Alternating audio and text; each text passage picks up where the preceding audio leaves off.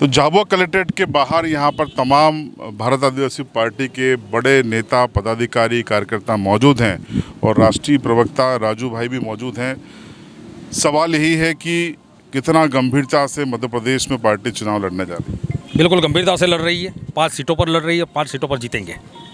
राजस्थान जैसा कुछ संभावना यहाँ पर? नहीं, राजस्थान में क्या है, राजस्थान में तो हम लड़ रहे हैं 6 सीटों पर। बांसवाड़ा जैसा कोई उदाहरण सामने? वो तो कांग्रेस को सोचना है। अगर कांग्रेस को अपनी हालत अच्छी रखनी हो, अगर कांग्रेस को अपनी आबरू बचानी हो तो वो समर्थन कर सकते हैं। तो भारत आदिवासी पार्टी का इन चुनाव में एजेंडा क्या है पूरे देश भर में? भारत आदिवासी पार्टी का तो पूरे देश का एजेंडा एक ही है कि शेड्यूल एरिया के आदिवासियों की सुरक्षा और भील प्रदेश की रचना। तो शेड्यूल एरिया जहाँ भी शेड्यूल एरिया शेड्यूल 5 इलाका है वहाँ पर भारत आदिवासी पार्टी इस लोकसभा चुनाव में 22 सीटों पर आज की तारीख में लड़ रही है। आने वाले समय में 2-4 सीटों पर और भी लड़ेगी। तो शेड्यूल एरिया की सुरक्षा मेन मुद्दा है। इन 22 सीटों में कितनी संभावनाएं आप देखते हैं? हम तो 22 पर संभावनाएं देख रहे हैं। अच्छी फाइट हो रही है? हाँ, अच्छी फाइट हो रही है, सभी जगह पर अच्छी फाइट है। अब मध्य प्रदेश में भी आप देखोगे तो मंडला है, दमोह है, बैतूल है, धार है, या तो फिर ये अपनी रतलाम झाबुआ है, वहाँ पर फाइट में है हम। आपके एमएलए साहब नहीं दिख रहे हैं इस फाइट में? एमएलए साहब नहीं दिख रहे, वो मैं उसका जवाब में अभी आपने पूछा बालू सिंह जी को, तब मैं देने वाला था। भाई उसको मंडला की जिम्मेदारी सौंपी गई है। मंडला जो गोंडवाना इलाका है वहाँ पर इस बार पहली बार भारत आदिवासी पार्टी के कार्यकर्ता गए हैं और कमलेश्वर जी को वहाँ पर प्रभारी बनाया गया है और उनको वहाँ की जिम्मेदारी सौंपी गई है कि वहाँ पर सही से नामांकन हो और चुनाव हो। इसलिए कमलेश्वर जी आज नहीं है। वहाँ मतदान हो चुका है 4 दिन पहले? हाँ, 4 दिन पहले, लेकिन वो उसके बाद भी तो काम होता है ना थोड़ा, ऐसे थोड़ी छोड़ देंगे वो, जिसकी जिम्मेदारी पूरी करनी पड़ेगी उनको। लेकिन वो है हमारे साथ, भारत आदिवासी पार्टी के आज के देश के चहीते एक एमएलए। क्या शुभ नाम है आपका? मेरा नाम राजेंद्र मीणा है। तो मीणा जी, क्या संभावना है बाप पार्टी की इस पूरे क्षेत्र में? सर, हम लोग हमारे क्षेत्र समुदाय के बीच में हैं, उनसे जुड़े हुए हैं और ऐसे कई मुद्दे हैं जो जनता के बीच में जाएंगे और उनको हकीकत से अवगत करवाएंगे और इन जुमलेबाजी नेताओं के जो वादे हैं उनसे रूबरू करवाएंगे। और बीजेपी का जो एजेंडा या फिर जो नारा है को लोग लेके चल रहे हैं कि इस बार 400 पार, तो कहीं ना कहीं हमारे भोले वाले क्षेत्र की जनता को हम लोग अवगत कराएंगे कि 400 पार वाला नारा कहीं खाद्य तेल की ओर तो इशारा नहीं कर रहा है या फिर पेट्रोल की ओर तो इशारा नहीं कर रहा है। इससे हम लोग हमारे क्षेत्र समुदाय को अवगत करवाएंगे। उम्मीदवार के रूप में बालू सिंह जी का प्रदर्शन कैसा होने की उम्मीद है आपको? मैं शरद डोडियार, जिला पंचायत सदस्य रतलाम।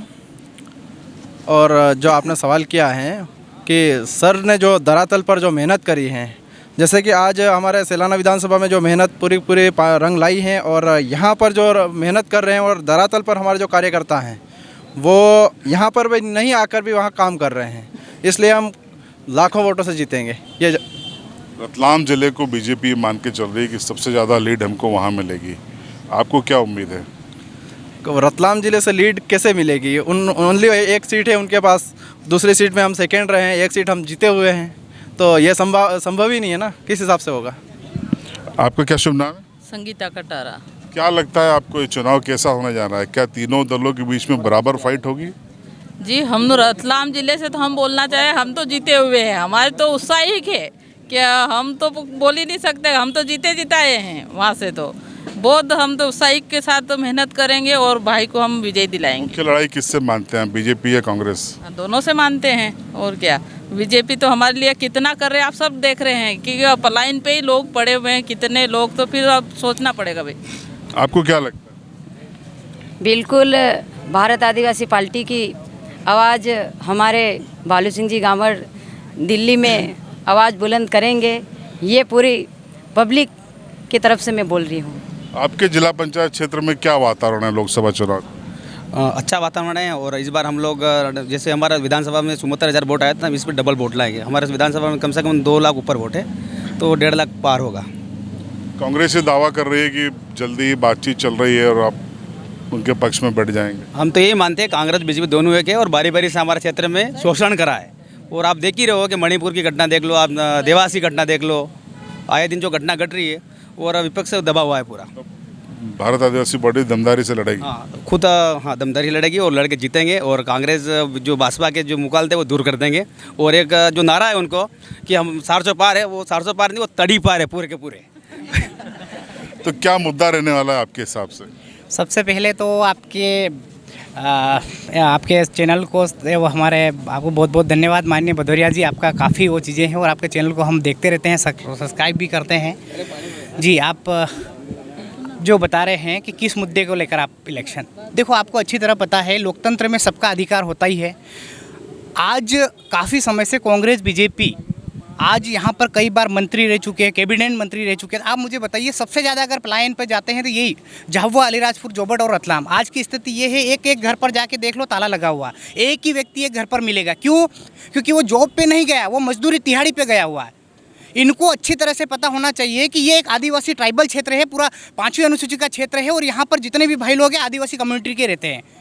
तो अगर ये लोग इस तरीके से बात कर रहे हैं कि हमने आदिवासियों के साथ इतना बड़ा डेवलपमेंट किया, वो चीज़ें किया, लेकिन जिस रास्ते से गुजरेंगे वहाँ पर ये कंडीशन है कि अभी तक जहाँ पर इन्हें प्रधानमंत्री का जो मकान बना रखा है वहाँ पर छत तक नहीं डल पा रही है। इतनी बड़ी झूठी बात करते हैं, ये दोगले टाइप बात करने वाले लोग हैं, इनके ऊपर भरोसा। अगर हाँ आज जो जितने यहाँ पर एक भी बुद्धिजीवी दिख रहा है आपको क्या? सारे के सारा युवा इसलिए खड़े हैं, ये पढ़े लिखे एजुकेटेड है, BA MA MCOM कर करके घूम रहे हैं और बेरोजगार। आज तो देखो ना, इतने समय से ये पार्लियामेंट के अंदर जीत के जा रहे हैं, मंत्री बड़े बड़े चीज़ें रहे हैं, कांतिलाल जी भूरिया जी रहे हैं और गुमान सिंह जी भी रहे हैं, लेकिन आज तक बैकलॉग पदों की भर्ती के लिए आज तक आवाज़ उठाई क्या इनने?